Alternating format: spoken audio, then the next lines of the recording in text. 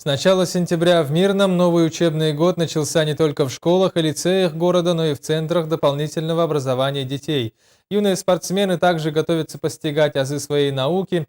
О планах детско-юношеской спортивной школы Мирного на текущий учебный год в сюжете нашей коллеги Анны Винокуровой.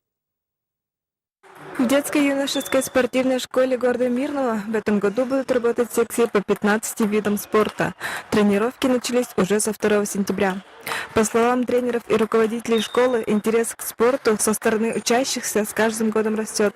К примеру, в 2013-м воспитанников было около 1000, а в этом учебном году в стенах школы тренируются уже 1100 юных спортсменов. Принимаем детей с возраста 6 лет и без ограничений. У нас сейчас новый устав, мы можем набирать и студентов в группы. Поэтому приглашаем всех детей, родителей приходить к нам, записываться. Все секции у нас бесплатные. Поэтому возможности у нас не ограничены, условия хорошие.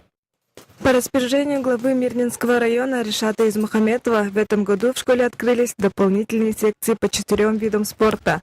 Так, в этом году ученики могут заниматься такими направлениями, как художественная гимнастика, рукопашный бой, кёкусинкай, карате и адаптивная физкультура. Следует отметить, что спортивную школу могут посещать не только школьники, но и студенческая молодежь.